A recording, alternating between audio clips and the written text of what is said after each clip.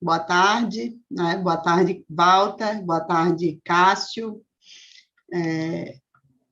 Oi aí para todo mundo que está acompanhando o Antivírus ao vivo, quem vai assistir depois.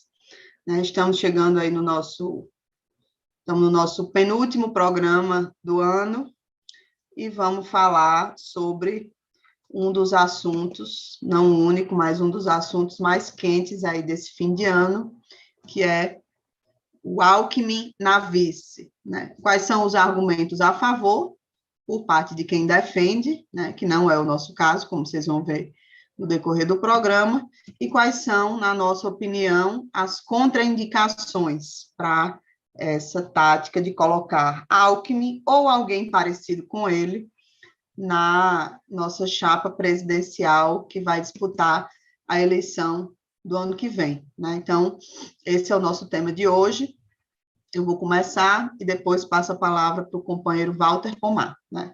Então, como eu disse, esse debate sobre Alckmin ser vice de Lula está, né, crescendo aí no debate público, político, de uma forma geral.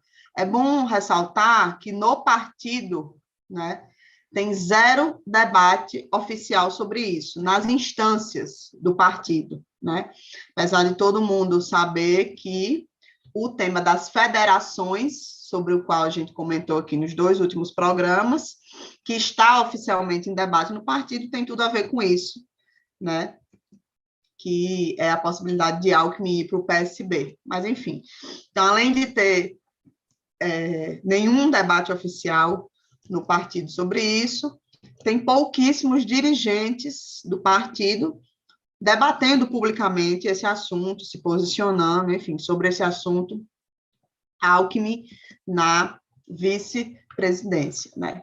Agora, o próprio Lula já deu uma declaração sobre isso, né? Mais de uma, na verdade. No dia 30 de novembro, ele deu uma entrevista a uma rádio gaúcha, onde ele falou o seguinte, abre aspas, a gente está num processo de conversar. Vamos ver se, na hora em que eu definir ser candidato, isso é o companheiro Lula falando, é possível a gente construir uma aliança política. Primeiro, preciso saber qual é o partido que o Alckmin vai entrar. Quero construir uma chapa para ganhar a eleição. Fecha aspas. Então, essa foi uma declaração que o companheiro Lula deu no dia 30 de novembro, numa rádio gaúcha. Antes disso, né, no Twitter, se eu não me engano, por volta do dia 15 de novembro, ali, 2 semanas antes dessa declaração na Rádio Gaúcha, o mesmo companheiro Lula já tinha feito uma declaração sobre o assunto, na qual ele falou o seguinte, são 4 tweets, né, que ele desenvolve aí uma opinião sobre o assunto. Ele começa dizendo o seguinte, já tenho 22 vices, enquanto ainda nem decidi se sou candidato. A escolha de um vice tem que ser levada muito a sério. Tem que ser alguém que some e não que tenha divergência. Segundo tweet do companheiro Lula. Tenho extraordinária relação de respeito com o Alckmin. Fui presidente enquanto ele era governador.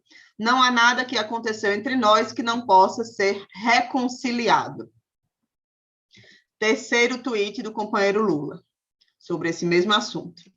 Política é como futebol. Você dá uma canelada no cara, ele cai chorando de dor, mas depois que termina o jogo, eles se encontram, se abraçam, vão tomar uma cerveja e discutir o próximo jogo. Política é assim. Nas divergências, todo mundo joga bruto porque quer ganhar. E o quarto e último tweet do companheiro Lula sobre o assunto Alckmin diz o seguinte: eu disputei as eleições de 2006 com o Alckmin, mas tenho profundo respeito por ele. Mas eu não estou discutindo vice ainda, porque não discuti a minha candidatura. Quando eu decidir, aí sim eu vou sair a campo para procurar alguém para ser vice. Então, essas foram, né, pelo menos que eu tenho conhecimento, as declarações que o companheiro Lula deu sobre o assunto Alckmin na vice até o presente momento. Né? Nos 2 casos, tanto na declaração que ele deu para a Rádio Gaúcha, quanto nos tweets que ele escreveu antes dessa declaração para a Rádio Gaúcha, nos 2 casos, Lula diz que ainda não decidiu se é candidato, né? E condiciona a escolha do vice a isso. Dentre outras coisas, né? Não ter divergência, reconciliar, para qual partido o cidadão irá, mas ele é muito explícito, dizendo que a decisão sobre o vice está condicionada à escolha sobre ser ou não candidato, né?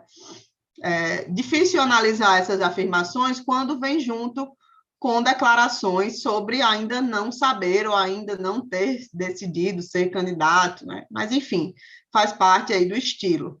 O fato é o seguinte: as declarações são sinais de que ele não rejeita, por princípio, né, e não descarta a possibilidade de Alckmin ser seu vice, né? E muita gente na cúpula do partido, né, na cúpula da direção do partido, e também na base do partido, e também de outros partidos de esquerda, parece estar animada com essa suposta possibilidade de ter Alckmin na vice, né? Esquecendo que o lado de lá sempre pode, no final das contas, não querer estar junto de nós, né? Apesar da generosidade de alguns de nós com o lado de lá, né? Essa possibilidade do lado de lá não querer estar com a gente também sempre está colocada, né? Ontem mesmo, no grupo de WhatsApp do Diretório Nacional do PT, alguém escreveu algo tipo assim: para uma possível vitória do Lula no primeiro turno, a operação de um vice de centro como Alckmin é muito importante. Não, então, tem muita gente muito animada, né, achando que essa é realmente uma tática genial, trazer Alckmin para vice ou alguém como ele, né? Porque vamos lembrar que ele pode ser uma espécie de bode na sala, né? Coloca Alckmin, depois tira Alckmin e aí coloca alguém tão de direita quanto ele, mas como não é ele, então, ufa, né? Não foi ele. Mas, enfim, isso aí são especulações.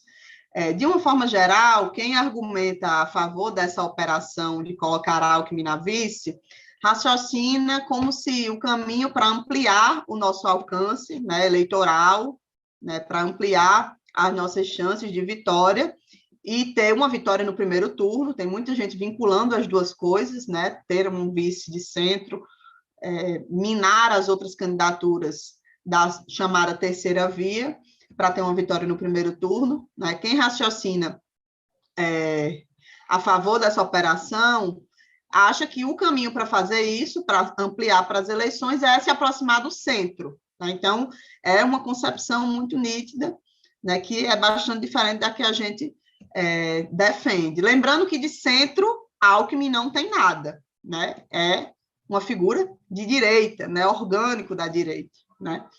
E aí, é óbvio que esse jeito de pensar a tática para a eleição presidencial tem decorrências para além da possibilidade de ter um vice-golpista na chapa, porque, vamos lembrar, é disso que se trata, né? É um golpista que, por si só, né, deveria ser incogitável, enfim, surreal, considerando tudo que a gente já passou. Mas tem decorrências para além disso, né? O problema é que, de forma geral, quem defende isso, quem defende um vice como Alckmin na chapa, acha que o que aconteceu com o Dilma não aconteceria com Lula, né? Não aconteceria lá em 2015, 2016, se Lula fosse presidente, tem gente que acha isso convicto, e nem acontecerá de 2023 em diante, caso Lula venha a ser presidente. Então, as duas coisas estão vinculadas também, né? Uma certa tranquilidade que alguns setores do PT, da esquerda, têm em relação a colocar um golpista na chapa, tem a ver com isso, né? As pessoas acham que, sendo Lula o cabeça de chapa, certas coisas não aconteceriam, né? Acham que a decisão da classe dominante de dar um golpe no governo do país, há 5 anos atrás, aconteceu por uma suposta inabilidade para o diálogo de uma pessoa física, né? Então, enfim, seria cômico se não fosse trágico esse raciocínio, né, na minha opinião. E é um raciocínio trágico justamente porque ilusões desse tipo não são só ilusões ingênuas, né? Tem consequências concretas, né? Não passam ilesas, acabam gerando novas condutas erradas, né? Com base na premissa de que na política só o diálogo salva, né? e que enfrentamento, disputas duras seriam algo ruim, algo desagradável de se fazer, e pior, algo que não faz parte da política, né? Quando é exatamente o contrário. Enfim, lamentavelmente, parece que essa visão sobre fazer política ainda prevalece em boa parte da cúpula dirigente do PT, né? E é esse tipo de visão que coloca a gente em situações como essa de debater sobre Alckmin na vice, né? Uma coisa que tem sido muito dita nesse debate é que Lula sabe o que faz, né? Essa afirmação aparece sempre, não só a partir de dirigentes, mas também a partir de setores da base que afirmam isso, né? Um argumento que, além de submisso, né, personalista, anticoletivo, se baseia em premissas erradas, né? A primeira premissa errada é de que Lula já teria decidido o que fazer sobre a vice, né? As pessoas ouvem certas coisas e acham que já está tudo decidido, né? As próprias declarações dele deixam nítido que isso não é verdade, né? Ele afirma que não é candidato ainda, então, enfim. Quem não acredita nisso pode muito bem não acreditar no restante do raciocínio, né? Vamos combinar. A segunda premissa errada, na minha opinião, é a de que Lula não erra, né? Então, bom, qual ser humano, qual liderança política não toma decisões equivocadas, né? O próprio Lula já tomou várias, né? Algumas ele reconhece, outras não. Mas, por exemplo, Palocci no comando da política econômica no primeiro governo, né? Hoje, muita gente já admite que isso foi um erro, né? Não teria como dizer vários outros exemplos, e acho que a gente tem que se livrar desse tipo de raciocínio. Lula não erra, certo? Então, eu acho que faz bem, né? É de bom tom que se minimize esse depósito de confiança em um único ser humano, né? Que é falível como qualquer outro, e é importante a gente aumentar o peso do debate das decisões coletivas em assuntos como esse da vice, né? Que são assuntos que não dizem respeito a uma pessoa física, né? Ou a situações subjetivas, né? É um assunto de importância nacional e que pode ser decisivo para os rumos da vida da maioria do povo brasileiro, né? A gente retomar em que condições o Partido dos Trabalhadores irá retomar o governo federal, é algo decisivo para os rumos da vida da maioria do povo. Então, é uma decisão que precisa ser tomada com bastante debate e a partir de um debate coletivo, né? E não de decisões individuais. Uma outra premissa errada, que eu acho que contamina um pouco esse debate, tem a ver com essa questão anterior, né? Que é um certo clima de que não se pode contestar, não se pode discordar, apontar os riscos, argumentar, né? No sentido de que um vice-golpista é um erro, né? Algo que deveria ser óbvio, né? Era só o que faltava não ter ambiente para se dizer isso explicitamente, publicamente, e se travar esse debate de forma muito explícita, né?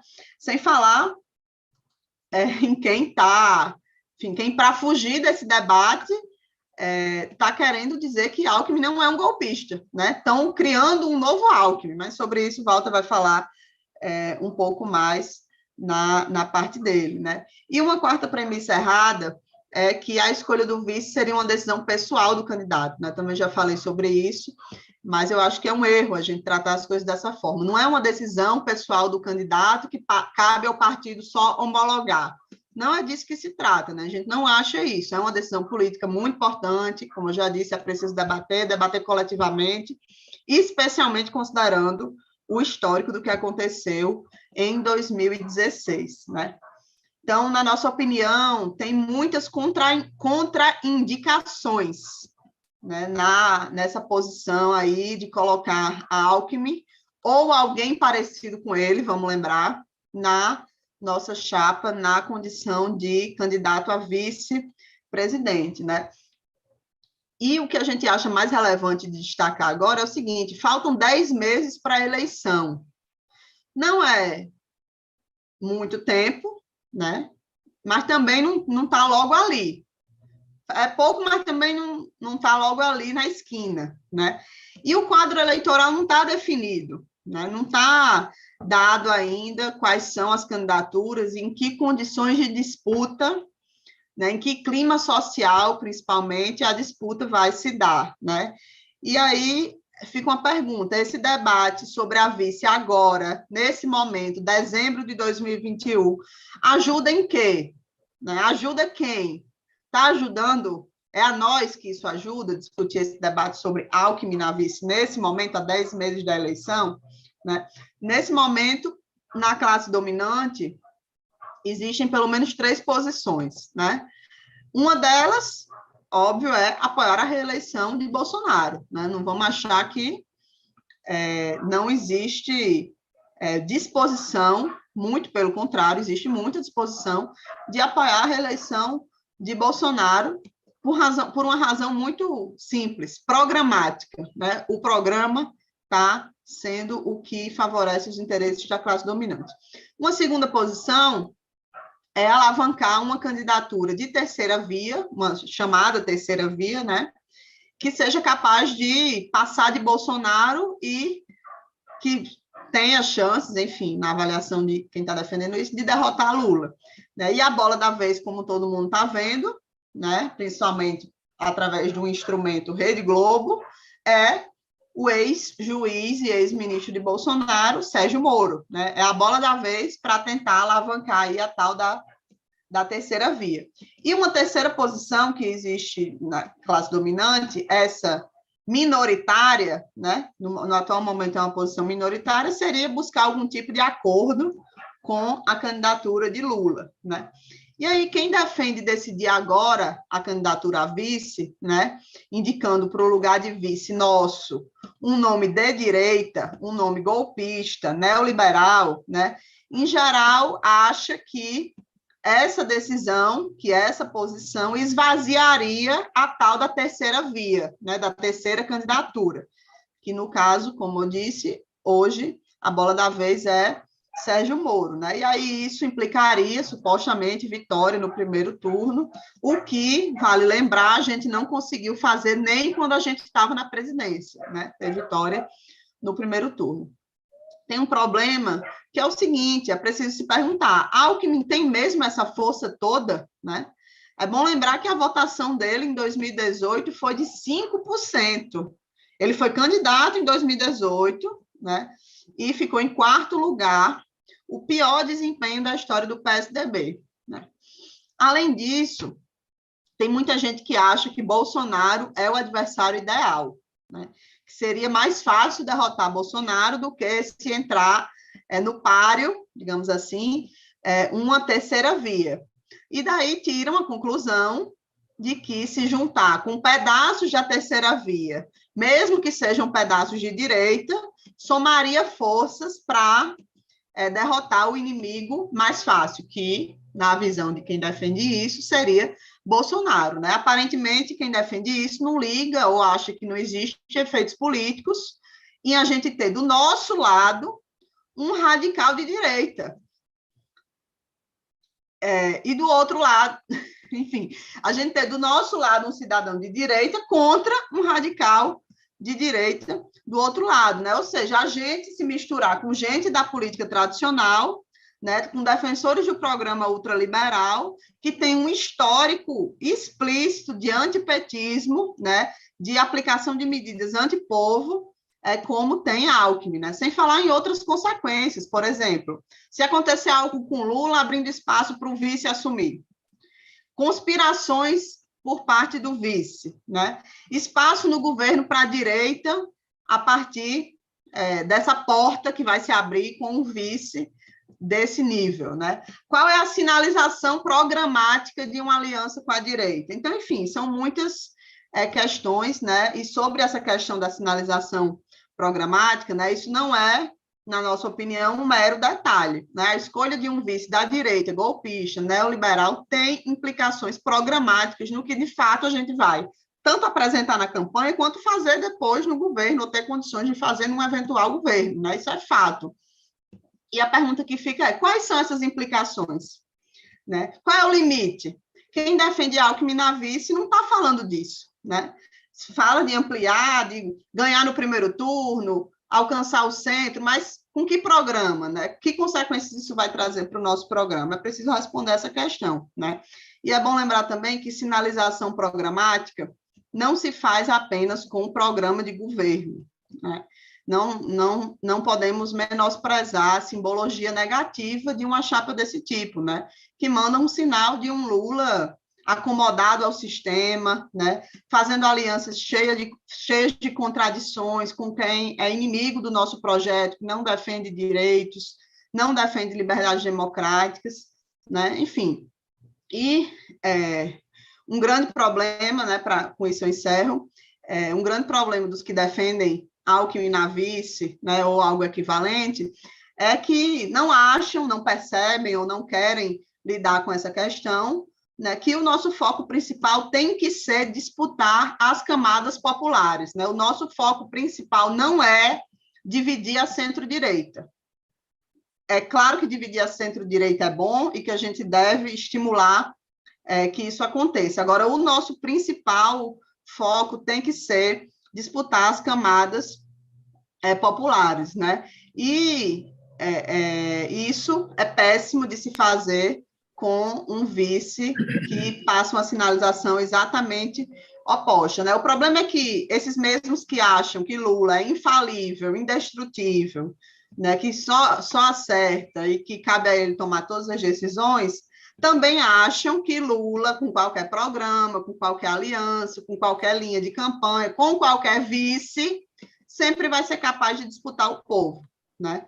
Talvez por isso há alguns que não se preocupam tanto com a eleição presidencial, né? Mas estão preocupados com outras coisas, como a eleição para o governo de São Paulo, que muita gente acha que trazer Alckmin para vice teria resultados positivos para nós em São Paulo, o que é estranho, mas Walter pode comentar sobre isso também, né? Ou se preocupam com a governabilidade, enfim.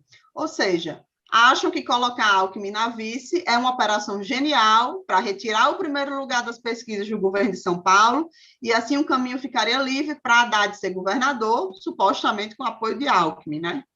Tem que lembrar que tem uma possibilidade que é inversa a essa, né? Ele virar vice e vir junto uma cobrança para que o PT apoie o candidato dele em São Paulo. Enfim, ou acho que com ele é possível uma vitória no primeiro turno e assim também se ampliariam as possibilidades de costura da governabilidade. Bom, como vocês podem ver, a gente acha que é um erro imenso, né? As contraindicações são inúmeras, né? E é um erro muito grande, tanto colocar esse assunto no centro do nosso debate agora, nesse momento, quanto o próprio mérito, né? Seja colocar agora ou seja colocar mais lá na frente, em 2022, é um erro, né? A gente precisa, para 2022, de um vice de extrema confiança política e de um vice que acumule no sentido de ampliar o nosso apoio entre os setores populares, que ainda estão, em parte, indecisos, desiludidos, desalentados, que um dia já votaram na gente, mas em 2018 seguiram outro caminho, que estão com Bolsonaro, enfim.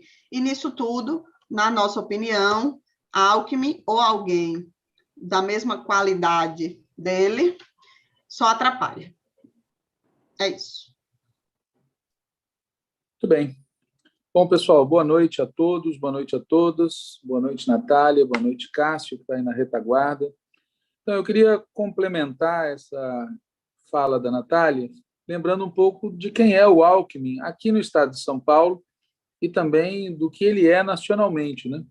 É necessário fazer isso porque existe, inclusive aqui em São Paulo, muita gente boa, gente de esquerda, até mesmo sindicalistas do funcionalismo público estadual, até mesmo dirigentes sindicais dos professores do ensino oficial do estado de São Paulo, que estão aceitando, que estão tolerando essa hipótese de ter o Alckmin na vice de Lula, esquecendo que ele não apenas é um golpista, mas também é um dos principais responsáveis pela implementação das políticas neoliberais no estado de São Paulo, né? O governo do Alckmin em São Paulo não foi um único governo, né? Ele participou do governo entre 2001 e 2006, quando ele era vice, e com a morte do Mário Covas, em 2001, ele assumiu o cargo, em 2002 se reelegeu e ficou no governo até 2006. Então, assim, ele teve um período de vice do Covas, e depois, com a morte do Covas, ele vira governador, e disputa a reeleição de governador já no exercício do cargo. E essa é a primeira fase. A segunda fase é quando ele volta ao governo entre 2011 e 2014. Né? Ele é eleito em 2010, toma posse em 2011 e fica até 2014. Depois ele é reeleito de novo, tá certo? Em 2014, com 57% dos votos, para um quarto mandato, de 2015 até 2018. E em 2018 ele renuncia a esse quarto mandato e é candidato a presidente da República. Vale lembrar que ele era o candidato preferido das classes dominantes no primeiro turno das eleições de 2018, mas amargou quarta posição, né? Cerca de 5% dos votos. Então, ele tem esses dois momentos à frente do governo do Estado de São Paulo. Né?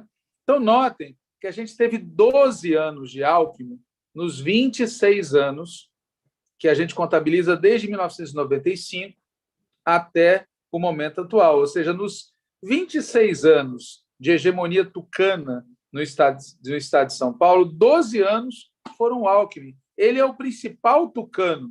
A gente diz que tem que derrotar os tucanos no ninho. Bom, o Alckmin é o construtor de boa parte do ninho. Né? Detalhe, quando ele era vice do Covas, ele não era governador ainda, ele coordenou o Programa Estadual de Desestatização. Aliás, uma sigla divertida, PED, para nós, né, petistas, a sigla era PED, Programa Estadual de Desestatização.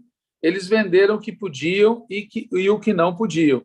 Né? Entre 1997, quando ele era vice ainda, e 2000, foram entregues à iniciativa privada 6 empresas no setor elétrico, 6. Uma de gás canalizado, 18 unidades da CEAGESP, transporte ferroviário e várias outras empresas e concessões públicas. Né?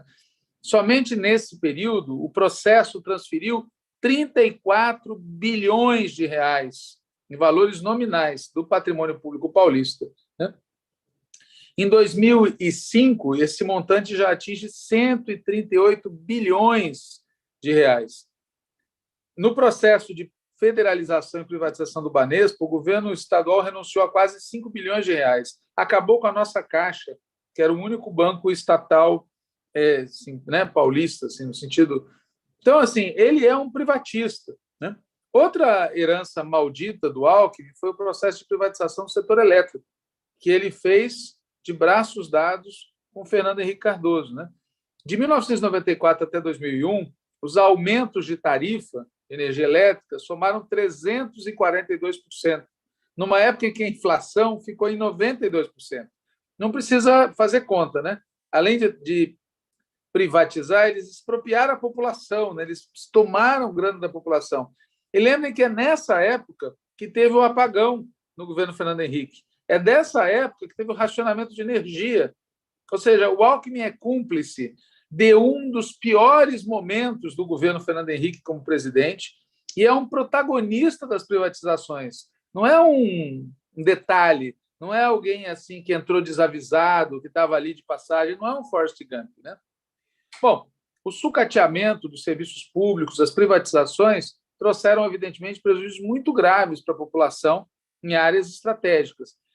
Ele é um dos operadores da tal municipalização da educação, sem transferir recursos para os municípios, em prejuízo da educação infantil, em prejuízo das creches. Né? E algo que afetou muito a vida cotidiana de uma grande quantidade de mulheres trabalhadoras no estado de São Paulo. Né? Na área da saúde, o Alckmin também foi um dos responsáveis por aprofundar o subfinanciamento, né? Não repassando aos municípios aquilo que era previsto em lei. Aliás, o que salvou o estado de São Paulo do caos completo na área da saúde, tá certo? Na época do governo Alckmin, foram os recursos federais do governo Lula para a gestão do SUS estadual. Né? Se passou, para você ter uma ideia, os dados, eu estava ouvindo a Jandira Uehara falar isso, né? Basicamente isso que eu estou falando, me apoiando numa exposição feita pela Jandira, ela lembrou que o governo Lula, em 2003, passava 383 mil reais e passou a passar, em 2006, 2.457.000 reais. Então, quando o Lula fala que teve uma relação republicana com o governo Alckmin, é verdade. Se não tivesse tido, a situação do SUS em São Paulo tinha colapsado. Agora, que governador é esse? Que governador é esse? Que atitude é essa frente à saúde da população, né? A questão também do déficit habitacional. Em 2006, já era de 1.200.000 moradias. E o que faz o governo Alckmin? Não cumpre a lei estadual que destinava 1% do ICMS para moradias populares. E isso provoca um aprofundamento do déficit habitacional aqui no estado de São Paulo, né? Na área da segurança pública, o currículo desse cara é um desastre, é antipovo, é criminoso. Um adolescente por dia é morto pela polícia do Alckmin no estado de São Paulo, né? O número de mortos por policiais dobrou na gestão do Alckmin entre 2011 e 2017. A letalidade policial no período dele aumentou 96%. A maioria, jovens, moradores de periferia, negros, né? Aliás, foi no governo do PSDB que houve um crescimento do crime organizado, né? Foi a época do surgimento do primeiro comando da capital, o famoso PCC, que controlava os presídios paulistas, fez um motim sincronizado, deixando claro como a política de segurança do Alckmin não era o que ele vendia. E, na verdade, ele foi omisso. Ao mesmo tempo que era violento na relação com o povo, foi omisso frente ao crescimento da mentalidade. E eu sou um dos que morava em São Paulo em 2006 e vi o que aconteceu em abril de 2006. Sim, era uma situação de filme de terror. Só que a responsabilidade número 1 do governo estadual. E as violências, as violações cometidas nos governos Alckmin contra os movimentos sociais são inúmeras. Tem um símbolo isso. O massacre de Pinheirinho, em 2012, em São José dos Campos, teve uma reintegração de posses, em que os caras colocaram milhares de policiais, armamento pesado, blindados, helicópteros, né? Invadiram residências, usaram bombas, usaram tiros, tudo isso para expulsar 1.600 famílias, impedindo, inclusive, que elas pegassem seus pertences pessoais. Teve pelo menos um caso de uma pessoa, um idoso de 70 anos, que morreu após espancamento. Outro exemplo de violência, né? A gente fala picolé de chuchu, as pessoas podem ter... Tem nada de light esse cidadão, tá certo? E ele, em 2015, para fechar 93 escolas sob o pretexto da reorganização da rede pública, o que atingia 311 mil estudantes, ele usou de novo da repressão e da violência. Tem fotos, tem relatos, tem matérias jornalísticas mostrando como é que a polícia e o batalhão de choque invadiu escolas, espancou alunos e professores, jogou bombas, prendeu jovens, atacou com brutalidade manifestações de rua, tá certo? E não se trata de exceções, é a regra. Violência policial no estado de São Paulo é a regra dos governos tucanos. E, repito, o governo tucano com mais duração, Alckmin. Ele é o governador tucano por excelência. Não é o Covas, não é o Serra, não é o Dória, né? Bom, para quem era trabalhador do funcionalismo público estadual, não tinha negociação salarial, sempre precisou fazer greve, porque o governo sempre oferecia reajustes muito baixos que não repunham as perdas, né? O governo Alckmin, durante o governo Alckmin, houve uma sangria, uma perda, uma saída de mais de 195 mil servidores estaduais, sendo que a demanda estava aumentando, a demanda por serviços na área da saúde, na educação, assistência, etc. E como é que se resolveu isso? Terceirização, né? A terceirização no estado de São Paulo, com os efeitos que a gente sabe de perda de qualidade e aumento dos custos, foi brutal.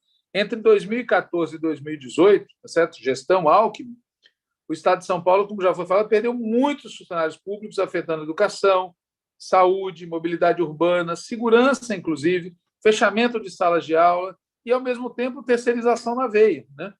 Muito bem. Então, é assim, se você olha, por sua vez, o Alckmin no âmbito da política, também não é picolé de chuchu, né? Vamos lembrar que, durante o período, eles apoiaram o golpe de 2016, eles apoiaram ativamente a condenação, a prisão e a interdição do Lula. Tem aquela manchete em que ele fala que proibir a candidatura do Lula, trazer tranquilidade ao país. Esse é o Alckmin, tá certo? E eles se aliaram com o Bolsonaro. E o PSDB, na sua imensa maioria, segue apoiando as políticas do governo Bolsonaro, as políticas do Centrão, as políticas da direita, com os efeitos sociais que a gente sabe, né? É sempre bom reafirmar, porque tem gente, eu vou comentar isso no final, esquecendo disso. Em 2016, o Alckmin apoiou o golpe de 2016. Apoiou. Ele dizia que concordava em número, gênero e grau com o Fernando Henrique Cardoso, que defendia o impeachment. Perguntado se está de acordo com a posição do Fernando Henrique, concorda em número, gênero e grau. O que mais precisa dizer?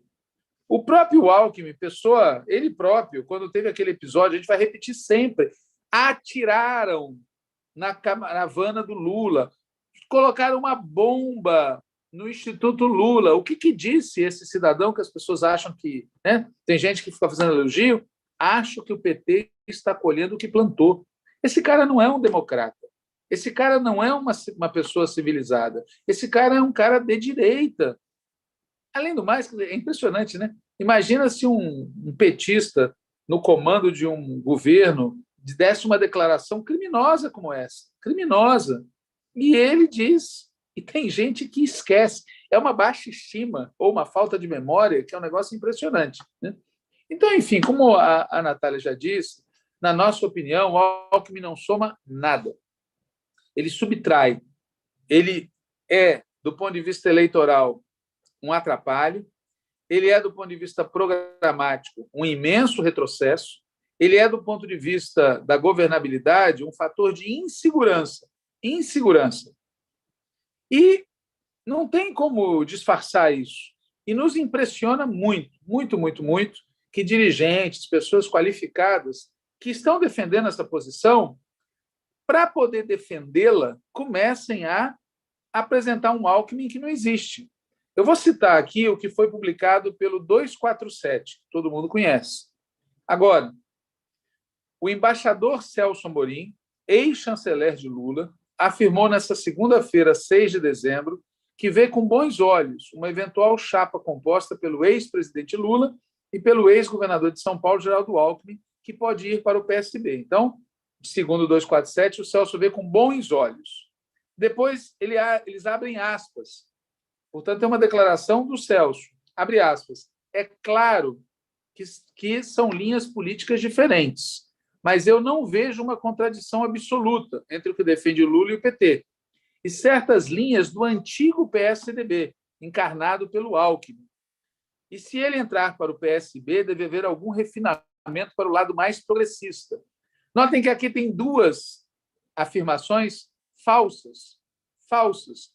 O antigo PSDB, encarnado pelo Alckmin, é da mesma natureza daquele encarnado pelo Serra e pelo Fernando Henrique, que, aliás, são mais legítimos representantes do PSDB antigo do que o Alckmin. E os três são neoliberais, golpistas. Mas a ideia de que, entrando para o PSB, vai ter um refinamento para o lado mais progressista, desconhece que a maior parte da bancada do PSB votou a favor do impeachment da Dilma. E grande parte da atual bancada vota com as posições do Bolsonaro e do Centrão. Que refinamento é esse? Mas não termina aí, né? Não termina nesse detalhe. O 247 diz ainda o seguinte: o ex-chanceler Celso Amorim avaliou que, num possível governo Lula, será necessário negociar com outras forças políticas para garantir a governabilidade. Note que negociar, sim, entregar a vice é outra coisa, né?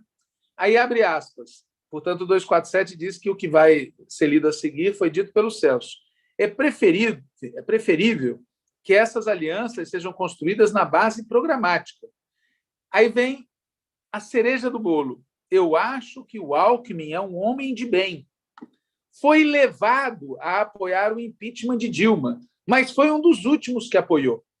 Então, eu pergunto a vocês, tem uma chacina em curso. Uma chacina, um espancamento. 20 pessoas espancando alguém no chão. Aí entra o 21º. Isso é argumento? Olha, ele é um homem de bem. Ele foi levado a espancar a pessoa que estava caindo no chão, mas foi um dos últimos a espancar. Eu não vou citar outras imagens, mas cada um aqui pode imaginar situações desse tipo, em que há uma violência coletiva e se agrega supostamente por último, isso seria um atenuante. Não é atenuante. Primeiro que não é verdade. Ele não foi um dos últimos que apoiou. Em segundo lugar, o fato dele ter apoiado em primeiro, em segundo, em terceiro ou quinto lugar, não muda em nada a essência da coisa. Ele apoiou o golpe, é um golpista, um neoliberal, uma pessoa da Opus Dei, um cara ligado ao que há de mais reacionário na Igreja Católica. Alguém que deu as declarações que deu, o cara de Pinheirinho, o cara da violência da PM, o cara da destruição da educação pública e do massacre das condições dos funcionários públicos estaduais. Podemos continuar aqui a lista indefinidamente. Então, cada um acha que o outro é de bem, isso eu não vou discutir, tá certo? Se ele é de bem ou se não é de bem. Eu acho que ele é bem ruim, é bem neoliberal, é bem golpista, é bem tudo. Agora, as pessoas estão passando pano porque querem, né? Agora, se é este tipo de argumento, com este tipo de argumento que vem sendo feita a defesa do Alckmin para vice, isso já demonstra como é uma péssima escolha. Porque se a escolha fosse boa, não precisariam mentir ou distorcer a realidade para tentar vender essa aliança. Termino por aqui. Boa noite. Obrigada, Walter. Então, gente, eu queria só encerrar o nosso programa fazendo um comentário e um pedido, né?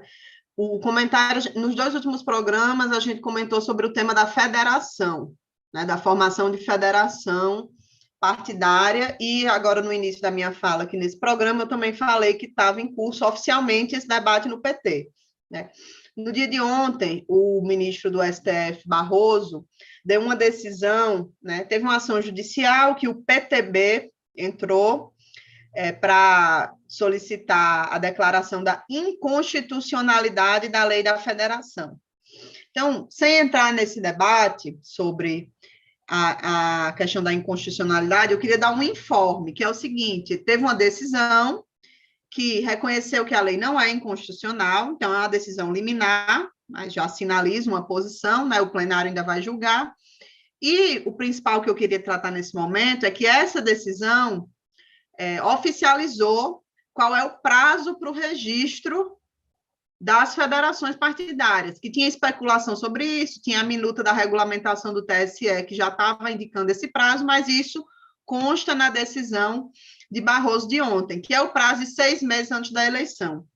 Então, isso significa, na prática, que se qualquer partido, inclusive o PT, se for formar federação, para valer para a eleição de 2022, precisa estar constituída até 2 de abril do ano que vem, né? A gente está em 9 de dezembro.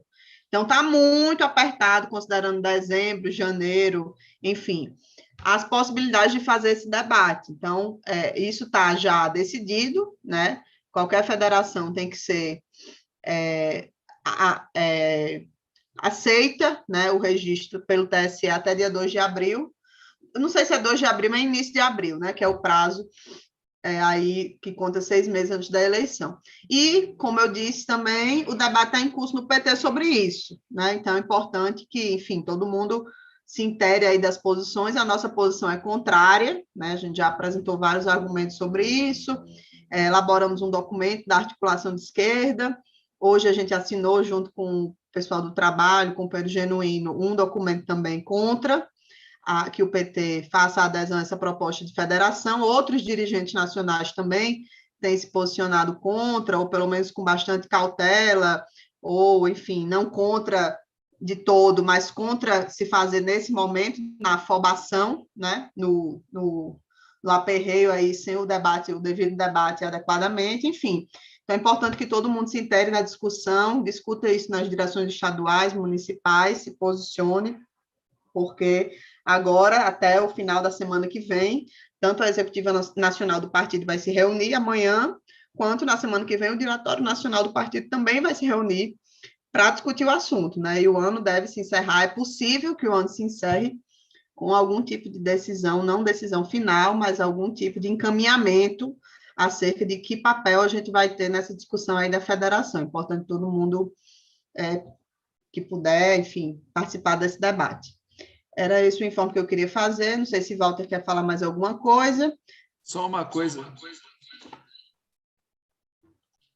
Eu hoje preparei uma exposição para um congresso sindical aqui e, por uma série de motivos, tive que reler como é que foi a campanha eleitoral que se seguiu à morte do Getúlio Vargas. Eu lembrava que tinha 4 candidaturas, obviamente a do Juscelino Kubitschek, foi quem ganhou, a candidatura do Plínio Salgado, da Ação Integralista Brasileira, extrema-direita, etc., a candidatura da Adhemar de Barros e a candidatura do Juarez Távora. Aí fui ler lá sobre a candidatura do Juarez Távora, que era um cara da UDN, direitista, um tucano de direita, fundador da Escola Superior de Guerra, um cara que defendia que o povo brasileiro não tinha capacidade de se conduzir, etc. E aí eu vi que essa candidatura era apoiada por 3 outros partidos. E, para minha surpresa, estava lá Partido Socialista Brasileiro, apoiando a candidatura da UDN, de Juarez Távora. Eu fiquei em estado de choque. Eu preciso ler mais para ter certeza que isso é verdade. Se for, nem digo o que eu penso. Pois é, e é bom lembrar, eu ia falar isso, acabei esquecendo, agora me lembrei, que esse debate sobre a federação tem tudo a ver com essa discussão que a gente fez aqui sobre a Alckmin na vice, né? Não é à toa que Lula falou que vamos ver que partido Alckmin vai, né? Tem concretamente essa discussão, não tem uma decisão ainda, mas tem concretamente uma discussão sobre ele ir para o PSB. E aí, nesse mesmo ambiente de fim de ano, enfim, apagada as luzes, surge essa proposta vinda do PSB, né, de formar a federação com o PT. Então, não vamos também esquecer e vamos tirar as consequências práticas, né, desses 2 debates que também estão vinculados. É isso. Valeu, gente. Só até um a próxima. detalhezinho. Vai. Não, um detalhezinho que eu queria só fazer uma adição. Você citou uma entrevista do Lula para a rádio lá do Rio Grande do Sul, e ele termina a entrevista falando: eu quero ganhar a eleição, quero mudar o país. A pergunta é: dá para mudar o país tendo um vice desses? Eis a questão. Pois é. É isso, gente. A gente encerra aqui o programa Antivírus de hoje com essa pergunta aí de Walter, né? E na próxima semana é o nosso último programa do ano, né? O nosso programa de encerramento do ano, onde, dentre outras coisas, a gente também deve trazer informações acerca do debate na direção nacional do PT sobre o tema federação. Valeu, um abraço, boa noite a todos e todas, até a próxima. Boa noite.